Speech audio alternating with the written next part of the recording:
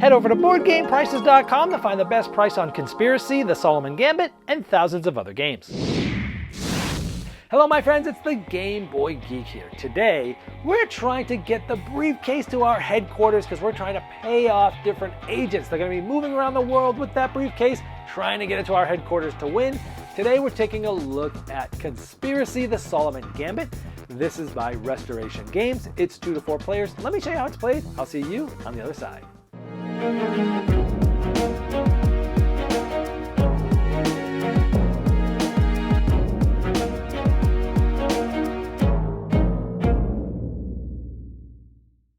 In Conspiracy, you're trying to get this briefcase to your headquarters. If you do, you win. And you're going to do so by paying off some of these different spies in order to move them and or use their special abilities. But if the game lasts too long, Dr. Solomon is going to be the one you need to bribe to win the game. Each player will start the game with one of these player shields, and this is going to be their headquarters. Now behind that shield, each player is going to get a random board. They're going to get 30 sovereigns, essentially coins. They're also going to secretly get one of the agents. This is going to be the one that starts with 3 coins on them. Then they'll take 2 other ones and place it on 2 other agents. This is going to be used to secretly bribe these agents. You'll need money on them to try to win challenges that we'll show you later, but you're paying off these different agents to be able to move them and or use their special abilities. So here's the board in the game. The game is going to be a certain amount of possible rounds depending on the amount of players. And these agents will start in specific cities, but randomized as to which ones start where. And the briefcase will start in Vienna. Again, the object is to get this to your headquarters. You do and you win. Now turns go in clockwise order, and on your turn you can do one of 3 main things. One of the things you can do is you can move any one of these. Now nobody owns these, everyone can essentially use them, and that's why you're trying to pay them off to be able to move them. So in this case, I could say I'm going to move Spyglass to Prague, and I can move it because they're moving along that line. Now there's other cities and areas that have these subway stations, and since they're in a subway here, they could essentially move to any of those other cities as well. But I'm going to say, I'm going to move this to Prague. Now, everyone else going clockwise can challenge me. They can either decide to challenge or not. And what they're challenging is if I basically have paid this off more than they have. But in this case, let's just say that player doesn't challenge me. It goes to the next player. If that player doesn't challenge me, if none of the players challenge me, I can just go ahead and move. Now, after I do move, I can use the special ability of this agent.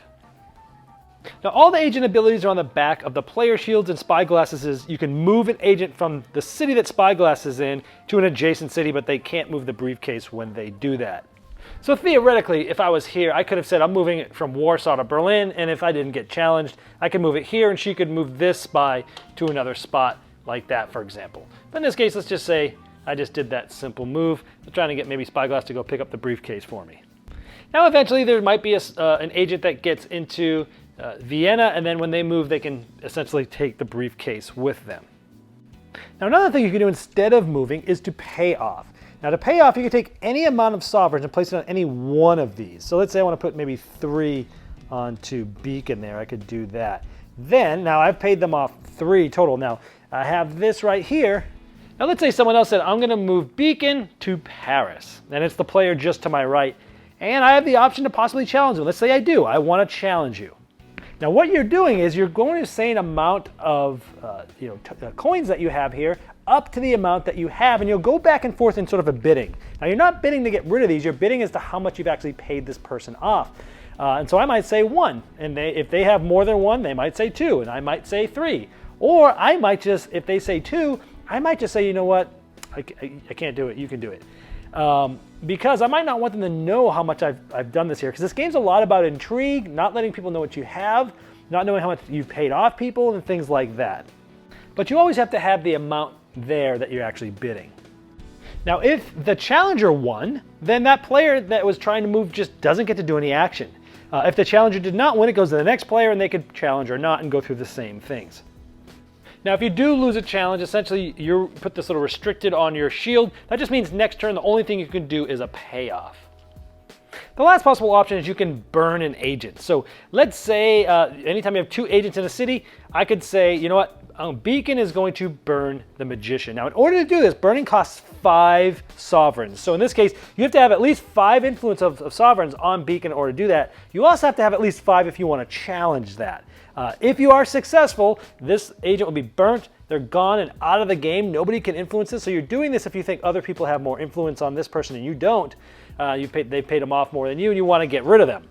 However, if you do successfully burn, you have to take 5 of those and basically remove them from the game. Now, after each player's taken a turn, this goes down 1 round. Once it gets down to here, at the end of that round, you roll the die, and if the Solomon comes up, which is only 1 out of 6 chances, the game ends immediately. And whoever's paid off Dr. Solomon the most will win the game. And when you do a payoff, if you're giving it to Solomon, you can only use 1. Where when the other ones, you can put as many as you want onto any one when you pay out. But here you can only place 1 for your payout action. And that's how you could possibly win by paying off Dr. Solomon if the game goes on too long. Now, the different abilities for the different agents work like this. The Magician, you can move the briefcase from this city to an adjacent city. This one is you can move the briefcase from an adjacent city to the city that they're in. The Tempest, you can actually move up to 2 extra cities. You can use the train, but you can't move the briefcase with it.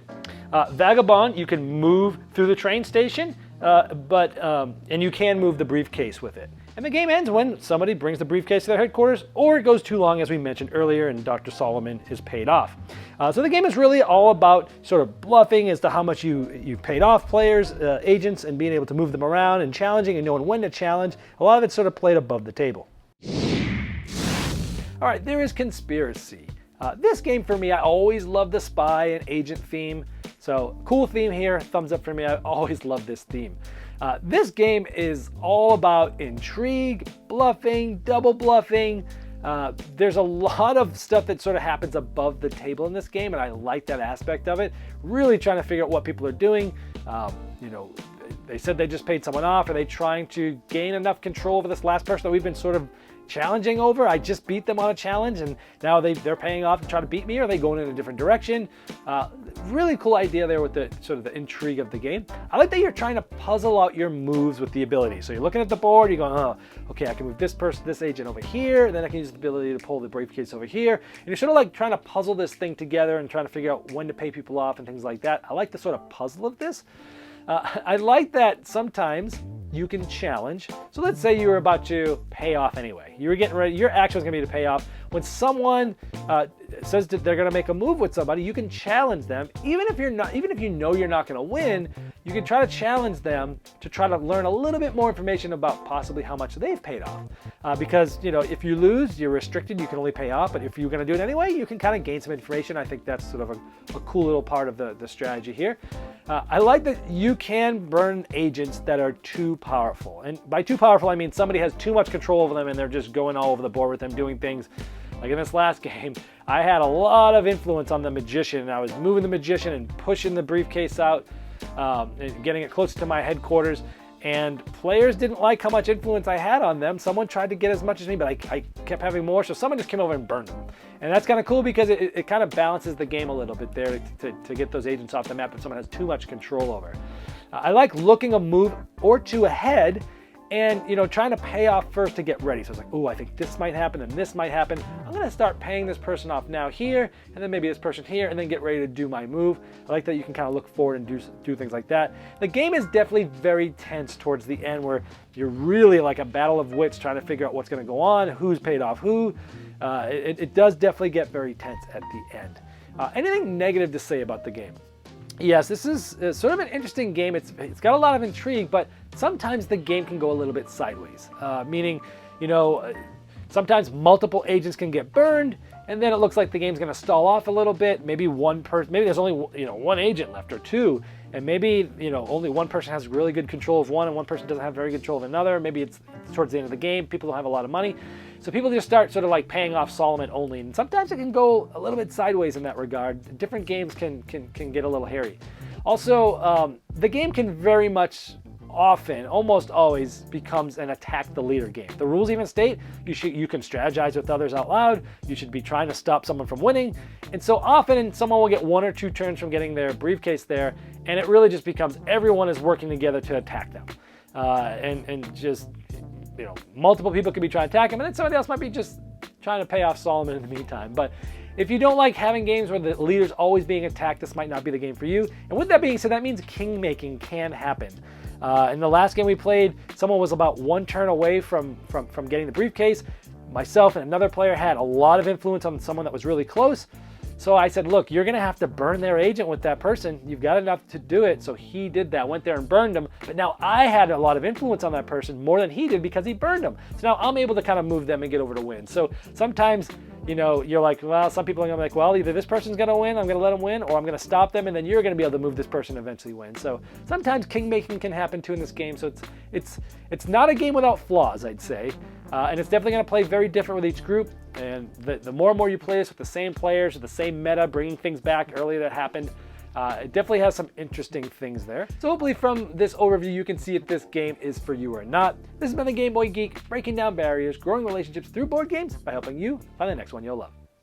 This video was shot on a Game Topper, the ultimate gaming accessory. After successfully fulfilling their first Kickstarter, Game Toppers are taking the world by storm. Now you can get your own portable gaming top by participating in Game Topper's Kickstarter 2.0 starting June 25th, 2019. New styles, new sizes, and amazing new game mats. Go to GameToppersLLC.com to enter a full Game Topper system valued over $1,000 to also bring you to the Kickstarter project page and to late pledge.